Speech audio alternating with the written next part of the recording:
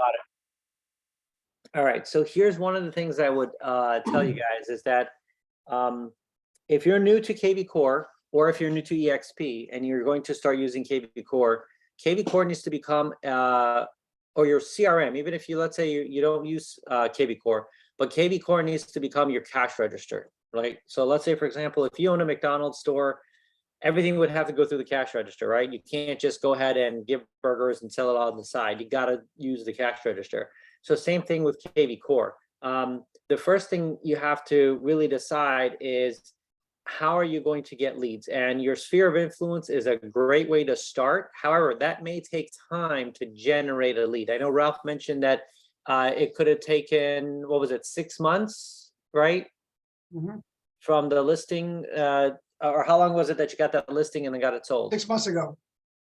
6 months ago. Yeah. So I know many of us have, if you haven't heard, they say, hey, focus on sellers in real estate.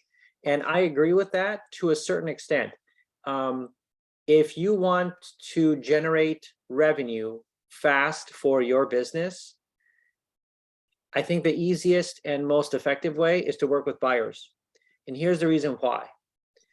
When you have a buyer, the opportunity to find a property is somewhat unlimited. And here's the reason. If you have a buyer and you go and show them a property tonight, they don't like it, it doesn't fit for whatever reason, guess what? You can come back, search the MLS and find them another property, show them tomorrow.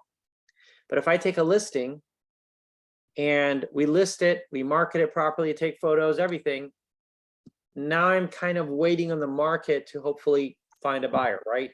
I can't necessarily influence that, excuse me, as much as I can with a buyer. Here's the other best part.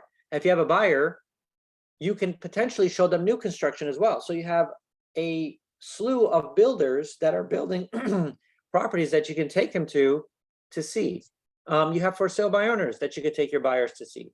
You have expired listings that you can pull off the MLS and say, this one's expired, but I can maybe go knock on their door because this is exactly the neighborhood you were looking for, or the price point, or the layout, anything like that. So sometimes you have to take it with a grain of salt that says, well, working with listings is definitely has leverage, but I would argue that working with buyers and becoming very good buyers specialist allows you to earn quicker revenue, get closings quicker for your business. And in our business, when you have a sale, when you have something under contract, when we actually receive the income is generally 30, 40, 60 days out. It doesn't happen today. So if you go to a 7-Eleven, you sell a stick of gum, pack of gum, you get the money right now.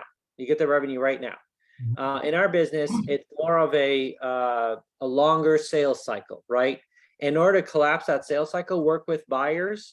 And here's the other reason that you want to work with buyers. Number one, it's going to force you to get to know the market better because you're going to have to be out showing property, as well as learning the neighborhoods, learning price points, learning floor plans. And that also allows you to have a better understanding of pricing property when you do list in some of those neighborhoods. And never forget that a buyer has a possibility that they may need to sell a property first in order to buy. So working with the buyer doesn't necessarily mean you're not going to be able to get a listing, because they may have a property that they need to sell in order to buy, or even if they have to buy, they may sell it eventually. Obviously, if that buyer is a first-time home buyer or they're renting, that case will not be the case. However, the opportunity right now is to get buyers because they're quicker revenue sources. And the reason I say that is with the CRM that you have in KVCORE, and the property alerts you can set up in KVCORE, which I'm going to show you guys, you can literally have your buyers get the listings there, and for you to go ahead and schedule to go and show property. And I'm not discounting the fact that buyers are always going to do a better job than any realtor in terms of finding properties. And why is that? Because they're constantly searching for the property that they're looking for. And I'll give you an example. How many times have you possibly gotten a text or an email that says, hey, I found this property on fill in the blank website. Can you give me more information about it, or can we go see it? And you're like, well, that wasn't in the listing or anything. Well, maybe because it was outside the pricing they had mentioned. Maybe it was not in the same area that they mentioned. Maybe it's a pre-foreclosure property that's not on the MLS. And so having that opportunity to have those leads in terms of buyers allows you to create quicker income. And the last point I make about that is the majority of the leads or lead generation sources that sell realtors leads are focused on buyer leads, right? They really aren't focused on seller leads. And the reason why they know that is because that's the quicker way to actually have generate revenue for your business. The one thing that I'm going to share with you guys tonight is you in your business need to have a home buyer seminar and or webinar. It doesn't have to be complicated. It can be very, very simple. In fact, I would recommend and strongly encourage you to keep it simple, because the majority of buyers, no matter how many times they have purchased a home, are still not as well versed as us agents are. Even if you haven't done a ton of transactions, you still probably have more knowledge or at least resources than the average buyer has. And the the webinars and seminars, I'll give you some examples of what to do. Number one place to do seminars is for your local community. Your local community, number one place to reach out is religious organizations, churches, mosques, synagogues. They always have the need for bringing value to their worshipers. That's number one. Number two is schools. And the schools aren't necessarily for the kids. It's for the teachers, the principals, the faculty that work there, plus any kind of parent-teacher organizations that are there. And it's something you don't have to do alone. You can partner with your lender, your title company, your insurance broker, your inspector, and have a buyer webinar or a buyer seminar and go over these main points. The first one is being pre-approved to be able to purchase. So if you partner with a lender, they can give you those pre-approval steps. And it's 3 simple steps. Again, we want to keep it very simple. First step is we need to make sure we can verify your income. That is more important than your credit score and how much you're putting down, because you may have an excellent credit score, 800 plus, but if you don't have income, I can't give you a loan. Number 2, if you have 50% to put down, but you don't have income, I can't give you a loan. So verifying their income and understanding how much of their income impacts what the fact that they can borrow and how much they can borrow is very critical. So for your buyer seminar, that's what you do. The second thing you want to do in lending is cash to close. Cash to close is the cash that needs to be verified for your buyers to be able to pay all the prepaids, closing costs, and the down payment that's required. Okay, so if you can teach them that, and when I talk about webinar, this could be something you could do on Facebook Live, you could do it on YouTube Live, you could do it on Instagram Live, right? You can actually make a recording and let it play on any of these channels as well. Okay, and so doing one in person is, I feel, is probably more bang for the buck, because you're actually interacting with people, and it doesn't have to be 30, 40 people. It could be a handful, 3 to 5 people, 7, 8 people. That's more than enough, because all you really are doing is you're marketing yourself and your expertise of what you do. That's something that they can't get from Zillow, Redfin, Realtor.com, right? They're getting that directly from you. And that is the segue to get people into your funnel, because what you could do at the buyer seminar is now bring to the point that I can put you on a listing alert for the specific type of properties that you're going to search for, as well as I can also put you on a neighborhood market report, so you can see what the trends are happening in that area that you're potentially looking to buy. And now they're in your basically ecosystem. So you have these people who are starting to look before they've gone to the portals, before they've been raising their hand, selling their information to one of those lead sources and getting sold to possibly a different agent or a different team. It's one of those untapped places that no one's really focusing on right now. And I can guarantee you that right now, valuable information is by far the most important thing right now. Whether you're communicating that valuable information via email, text, social media, calls, in person, that's what everybody's looking for right now. And how many of you have done an open house and kind of been frustrated for people who come in, either they're working with an agent, or even if they give you the information, they don't, you know, they don't respond the way you would want to have them respond. I mean, kind of, you guys feeling that sense? And the reason is because unfortunately, open houses are a great tool to generate a lead, but the conversion rates of that lead are difficult to manifest because you don't get to build much one-on-one time with them because they're only there a few minutes, right? Even if the interaction might be 5 or 10 minutes, but they're there. But if you have a seminar or webinar, you've got a captive audience for 20 to 30 minutes. Okay, so look at it this way. I'm doing a KVCORE webinar. I've got your attention for at least 20 or 30 minutes if you don't get distracted by your text or social media, right? But what I'm doing is, what if I had a happy hour? Would I have this one-on-one attention with you? And you're going to learn something here that's going to help improve your business. So you need to do this exact same thing for your buyer leads, for your buyers, for your community.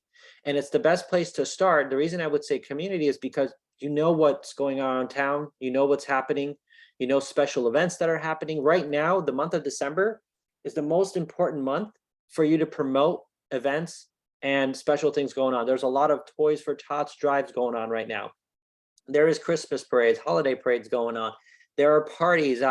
Sunday, I went to Winter Park in the evening, just wanting to go grab some dinner, and the Winter Park Avenue. If you're familiar with the area, it was packed with people.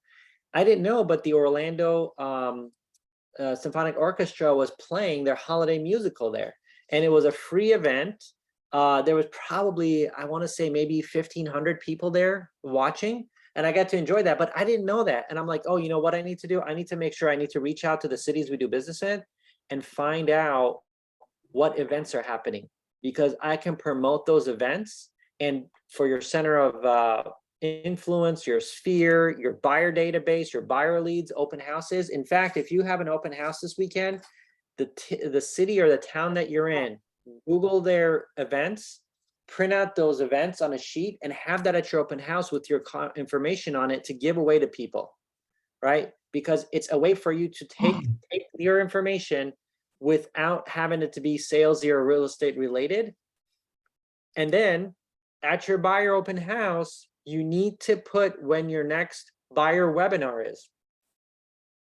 Buyer seminar. Hey, we're having a buyer seminar. If you need a place, we have, if you're an EXP agent, you have access to Regis offices, and you can rent the conference rooms by the hour. Again, if you're going to do it with a religious organization, most places have a room you could rent for free. You can also use any one of your business partners, whether it's a title company, insurance brokerage, a mortgage lender. You can use their office as the location as well, especially if you're going to partner with them to have them do part of the presentation. The other thing you can do is give an incentive, not a discount, but an incentive to come to your seminar. So if you have an open house lead coming in, you can give them a certificate that says, if you attend our buyer seminar or buyer webinar, you'll be entitled to a $250 credit, $500 credit. They can use it for their inspection. They can use it to offset their appraisal. They can use it towards buying their rate down.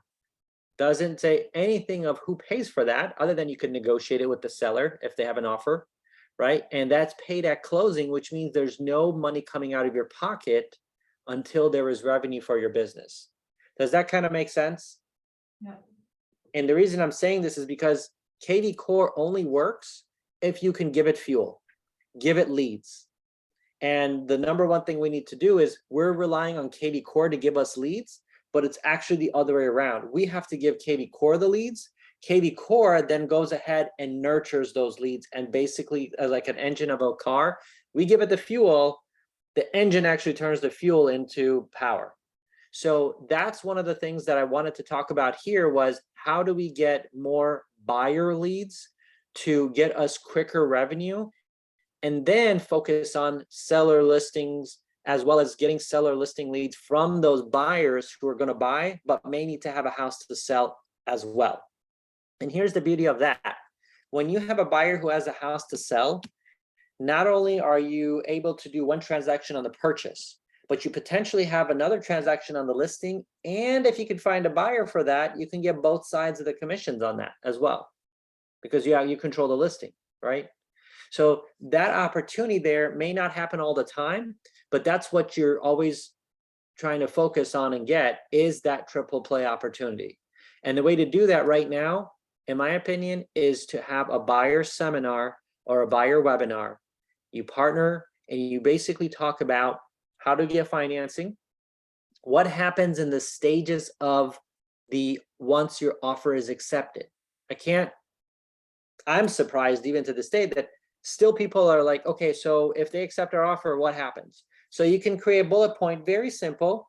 Once the offer has been signed by the seller and the buyer, the next step is for you to wire your earnest money to the title company.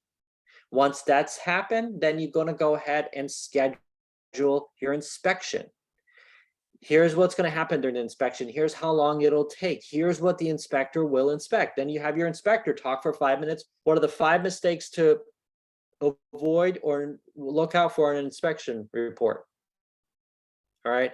Now, if you do this in person, you can actually set up your phone and record the whole thing. And now you can send it to a buyer, or if somebody comes to your open house and say, hey, do you want me to email you our last buyer seminar? We actually recorded it. All right. And you can actually give basically like an executive summary, 1 or 2 page overview of the processes, financing, keys to look out for. Once you get an offer accepted, here's what will happen next. Boom, boom. Once the inspection is complete and we review the report, if there is nothing that's cosmetic, that's major, then the next step would be to have the appraisal ordered, to make sure the title's ordered. Maybe a survey is needed. What is a survey? Here's what a survey is, and here's a sample of it. You can just take a survey and have a sample of it. Why is a survey important? And one of the things that you can have is, did you know, if you pay cash for a property and the buyer does not do a survey on the title insurance, it's going to mark an exception because there was no survey done because nobody requires it on a cash deal. And the problem with that exception is if there's ever an issue and the title insurance needs to pay out, the first thing that insurer is going to do is say, was there a survey ordered on this property? And they'll see that title exception that no, there was no survey required on ordered. And that's their kind of get out of jail free card. So if you're working with a cash buyer, a lot of cash buyers sometimes may be a little stingy, want to cut costs and not order a new survey. Make sure that they're aware that the title company will mark an exception on that title policy that says no new survey was ordered. When you're financing, the lender policy requires a new survey to be done or a survey that's current to be supplied. And most of the time, if there's like a fence that was added or a pool that was added or anything after the previous survey, they require a brand new survey. And so it's worth it to do that. In a lending situation, the lender's title policy requires a survey as part of that policy. So some of the things to just talk about in a buyer webinar or a buyer seminar, because they're not going to know this. All right. One of the things you can talk about is interest rates are high right now compared to last year, but historically they're kind of in where they typically are. Most 30-year mortgage rates in the United States are between 6 to 8% is typically what the norm has been over the past 50 years. Now, but here's what we talk about. Is the interest rate more important or the monthly payment that you're paying? Oftentimes what I hear a lot right now is a lot of people who come into a open house, they're renters looking to buy. Why? because their rents have escalated every year. They're probably looking at another rent increase. And they realize that, especially with all the appreciation, inflation that's happened, that they're losing out on net worth and appreciation, because you don't get any net worth and appreciation in renting. You get it by owning.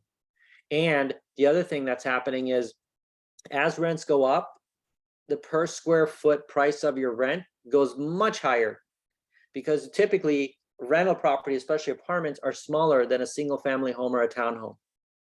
So you're going to have a lot of people coming in that are renters looking to buy, but what they're doing is they're searching as opposed to knowing exactly what they need to do step by step, especially when it comes to financing, understanding the options that they have available to be able to buy, and also understanding the steps in the buying process. Because a lot of times the search and going out and seeing property, everybody's mastered that. What they haven't mastered is the process from once you're under contract to getting it to the closing table. That's where our expertise comes into play, and that's where we really earn our commission, is having a great process through that. I'm not saying it's going to be smooth, but it's going to be where we are basically their advocates and consultants to really make sure that they have a good buying process through that. Does that make sense? Question? It does. I have a question, actually. Go ahead, Tamika.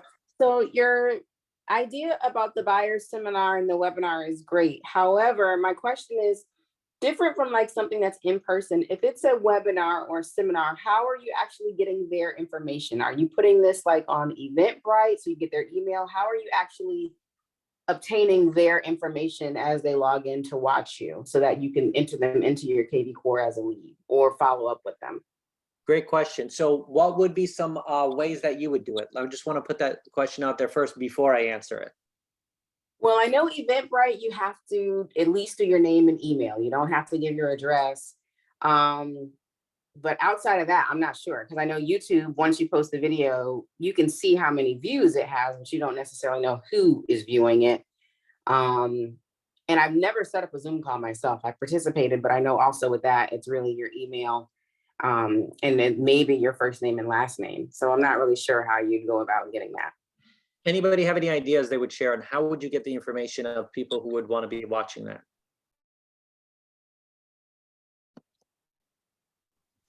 In the past, I've registered with emails, right? My name, email, and also I've gone to seminars where I have to do a QR or use the QR to actually register, and so I'm sure it captures all my information. Okay, great. Those are all great ideas. Here's a couple of things I would want to do for you guys. So I'm going to tell you what the KVCORE answer to that is in just a minute. But before I get to the KVCORE answer, the number one thing you can do is a raffle or door prize. Okay, raffle or door prize will get everybody's information. All right.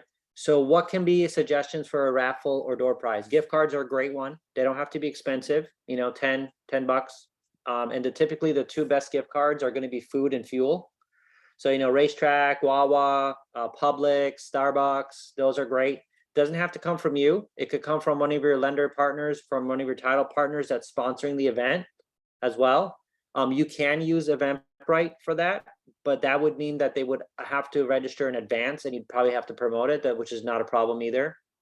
QR code is a great way to do it, which I'm going to talk about for KVCORE. You can actually use the open house KVCORE sign-in to do that. And if everybody wants to put their email address in the chat, I'll record a screen recording on how to do that and send it to you. So that way you can go into your KVCORE and get your open house sign-in, because that open house sign-in brings the people's information right into your KVCORE. So you actually take anybody who registers for the seminar or webinar, and they're going to come right into your KVCORE. So that's another way. You can create something called a lead page. Lead pages, if you Google lead page, it actually allows you to create single landing pages. And it's basically like if you've ever been on Facebook or Instagram that says, find out how, I make $3,000 passive income by flipping tortillas on the side or something. Just click here for the free ebook, right? When you click on that, it pops up, ask for your name, email, or phone number. Once you got that, it's going to send out the free ebook that they have. but you can do it. Hey, register here, click here, and then you get their information. That's lead pages. You can do that.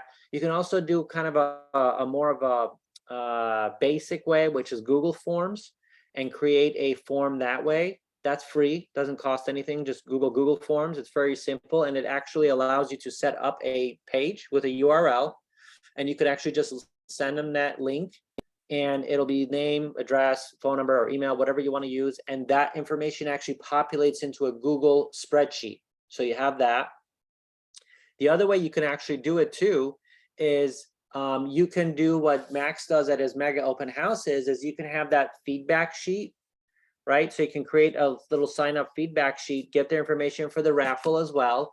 And then what you can do for that is also ask them a couple of questions, like what's the biggest concern keeping you at night when buying a house, right? People are going to write that in there. They're going to tell you what their major concern is. So then when you follow up with them, or you do your next seminar or webinar, you touch on that and you say, hey, listen, we did a seminar last week or 2 weeks ago, and the number one concern we saw on the list was that they didn't know if they could afford the monthly payment, for example, or they didn't know what would happen to their deposit if they went ahead and the inspection came back with a bunch of major issues and they need to back out. People really don't understand that in the state of Florida, at least, you're really protected as a buyer if you're within your contingency or inspection period. I mean, you could literally, with the as-is contract, walk away for no reason. Let's say tomorrow you decide, I don't want to buy a house anymore. They can literally go ahead and back out of the contract and get their full earnest money back.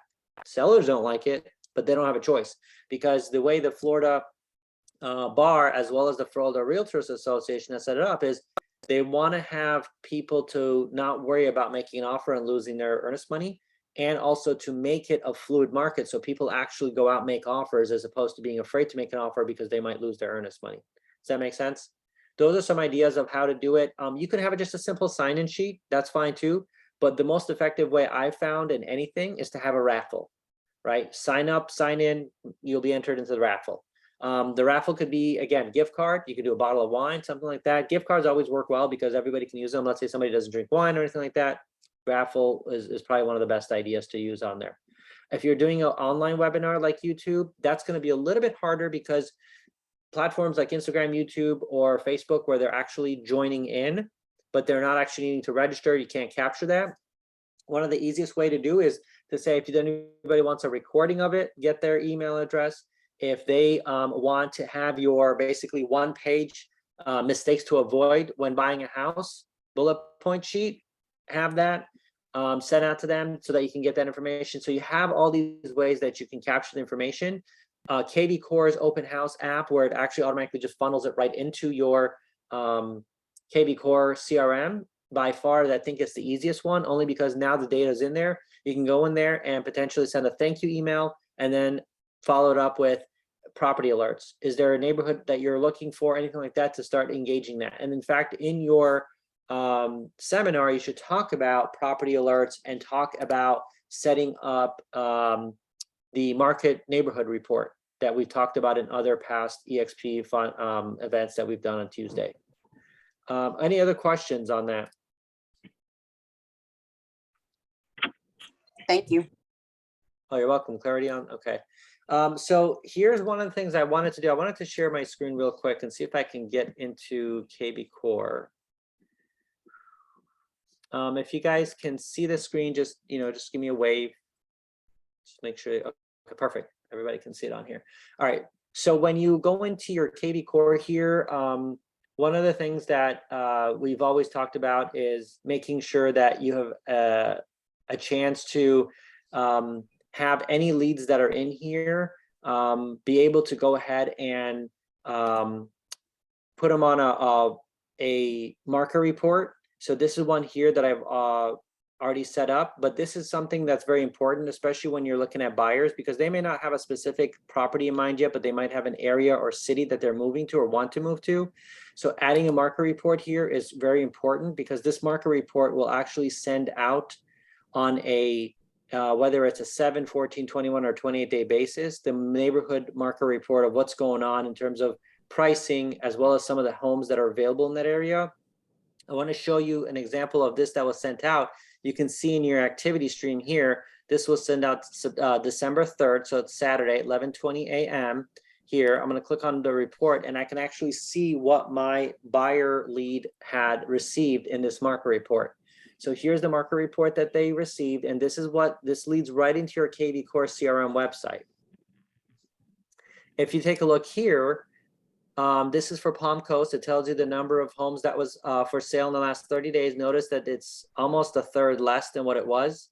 So homes are either staying on the market longer, or they're not, they're coming off the market. New to market, 299 homes. That's a decrease of 20%. All right. Days on market, 95 days. And then average price point down, average sold price down almost 4%. Right. Price reductions, 339 price reductions. Sold last 30 days, 221 homes sold in the last 30 days. So if you guys think that the market's slowing down, it is, but there's still 221 homes sold in Palm Coast, Florida. Okay, this is the part I really like the most. Here, these listings right over here, these are actually clickable listings. So if I wanted to view more here on these recent listings, now they're searching on my site, right? If they click any of this stuff, I'm going to see it in their activity stream. This is where you want those people who attend a buyer seminar or buyer webinar or open houses to eventually come, because I'm allowing the leads, which are the fuel to your business, to get on the engine of KVCORE. And once they're in there, I'm going to allow the engine to transfer that fuel into actual leads and appointments in business. You had a question? Go ahead.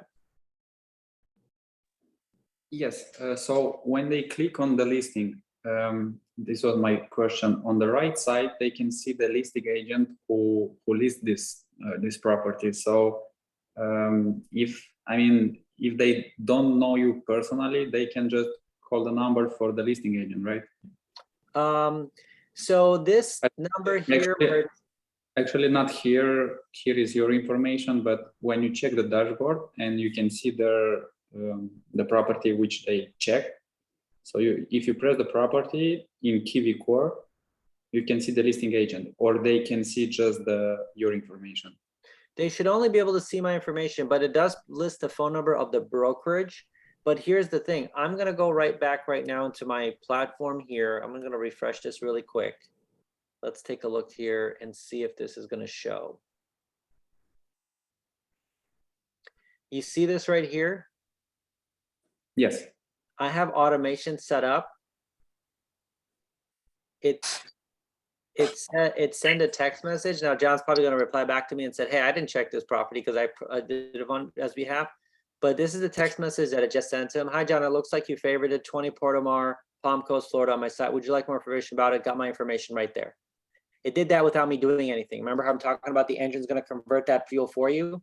Yeah, so it did. Right away, before they even had a chance to reach out to anybody, it's going to send that information out. But that only works if you're on your platform. If they were to see that on Zillow, now you don't really have much of a shot. Yeah, I can see that KVCORE send it like in the same minute, send an email with like a question about this property. So that's why maybe if they open it and they just saw that it's possible for them to see the information of the listing agent. I'm going to take a look because it shouldn't be showing the listing agent information. If you go on the dashboard and you can see anybody who checked the property. Let me take a look here. Yeah, I wasn't aware, this is Lori, that it would show them the broker's number. Usually it'll just say brokered by, but it shouldn't show them their phone number or contact information. Yeah, that's the first time I've actually seen that there. Let's take a look, see if there's if that's the platform that's showing all these listings, because we need to make EXP aware of that if KVCORE is Oh doing yeah, that. that's bad. Let's take a look at the view details of this property. Yeah, I'm wondering, I'm actually going to call this number. I'm curious now. Let me see.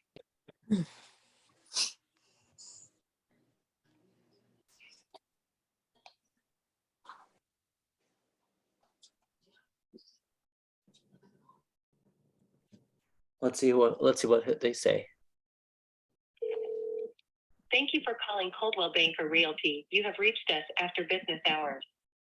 Please press 1 to leave a voicemail message. And Yeah, so I do not like that at all because that should not be giving their phone number. It could say Coldwell Banker Realty listed by, but I don't think it should give their phone number because that defeats the whole purpose on being on my CRM site. So I'm glad we encountered that. So I'm on. I can share my screen because again, I'm on my tablet. So for I can do what are you showing to us on the my computer, but I don't know if you see because I can't see my camera right now. So can you see here under more action? You can see there the listing agent information and all this stuff. When I open that should only be available to be seen by you. okay, so they don't see that. They shouldn't see that portion under the more actions, but this phone number here is not what I want to see. I don't want to see the phone number of the brokerage. Maybe you're seeing it because you're logged in as you. Let me try that. It shouldn't be that. No, I'm logged in as John. Oh, I'm seeing it based on what he would see in his preview or his market report. Okay. Because here's my number. This is accurate, but I did not think that it would have the listing broker's phone number. It can have the listing broker, that's fine. Because we have to say, listing courtesy of such and such brokerage, but not when it comes to that. yeah, like in MLS, if you send a market report, it'll say brokered by, but it'll never give the other broker's phone number. Correct. Yeah, so that was my question. If they see the same what I'm seeing here. They should not be seeing the listing agent information on the dashboard. So what you see there is for you. On the dashboard, they're not seeing that more actions page, but that phone number there is the one that's critical because I did call that number and it was the phone number for the brokerage.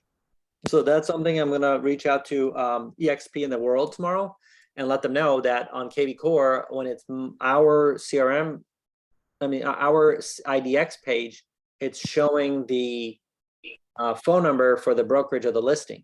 So that's the whole point of not having that on there. So I'm going to get some clarification on that and figuring out if that's system wide it's happening. So if it's happening for mine, it's probably happening for you guys too on there. I do have a team version, but that shouldn't make any difference on that. Okay, so I want to come back here. Questions so far on anything that we've talked about tonight? I know I wanted to really focus on doing the newsletters, but that newsletter setting it up is a little bit more complicated than I like. So I'm trying to figure out a better stream way of getting you guys to set up the newsletters to be able to send them out to your database, especially when it comes to having neighborhood events and taking a look at, for example, neighborhood home of the week, right? You can pick a home, put it into that newsletter, send it out, encourages people to not only engage with the newsletter, but also click to get them back onto your IDX page. Even if they're not a buyer or seller, it's good to have activity on there because you never know what triggers they might have. They may be their coworkers going to buy a house. Maybe they're at their family member or someone mentions about buying or selling, and that just triggered it just because they saw the home of the week on there. Ellie, when you make that newsletter, can you put your own videos in there introducing yourself as well? Or? Yeah, actually, I'm going to show you guys a quick kind of demo of like how you even build it out. Let me get back in here real quick. Let's go to marketing, workplace. Let's go to marketing here. I like the idea of the home of the week in the newsletter. Do you do that right now? Yes, that's something that you can do right now. The other thing you can do is don't just have it in your newsletter. You could actually, if you have first, I like Instagram is probably one of the better platforms to be on, or if you have Facebook as well, put the home of the week on there and ask people to comment and share. And the reason is because what I've heard from a lot of the feedback is that likes are not as important as comments and shares. So people interacting with basically your post will allow it to be shown to more people as opposed to just getting likes. Let's take a look here.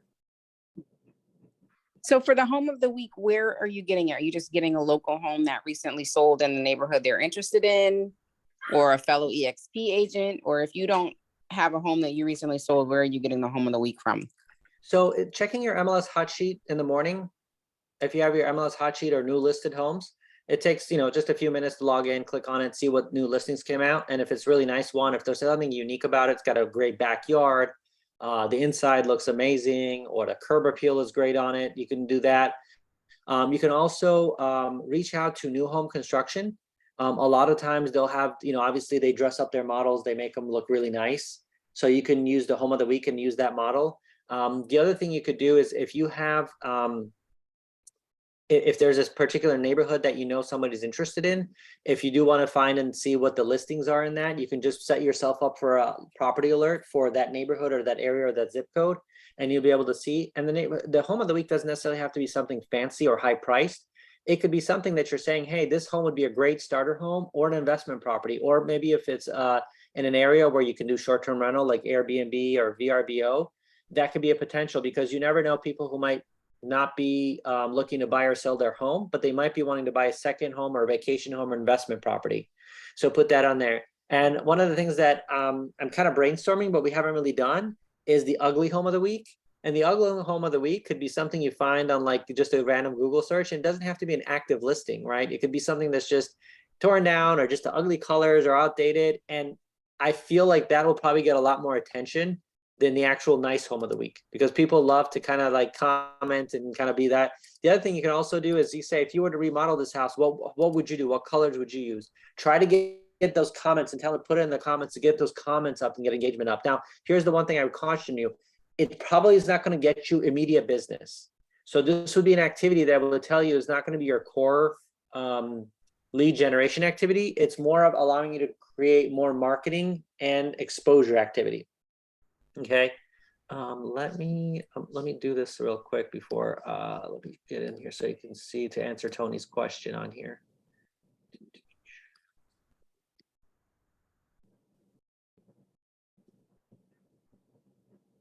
Thank you. Oh, my pleasure.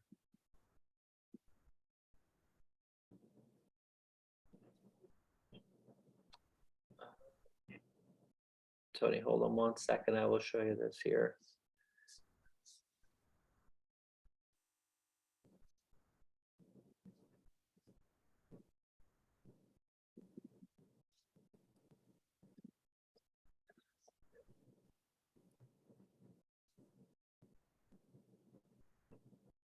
Okay, let me share my screen.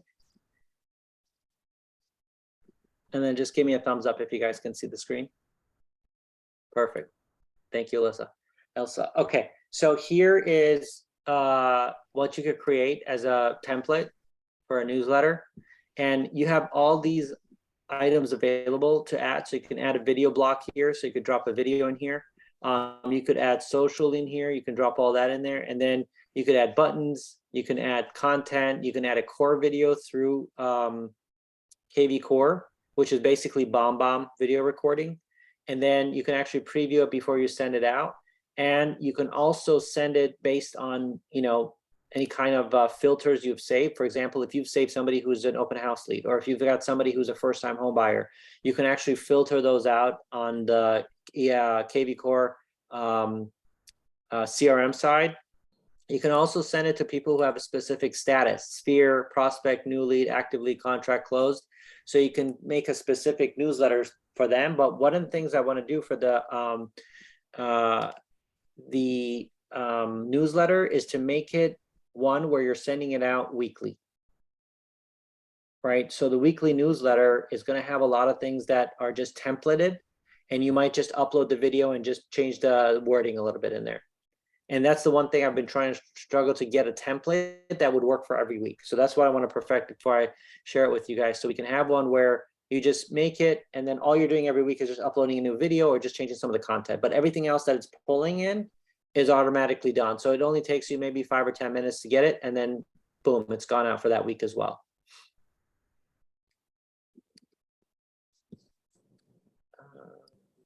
share there.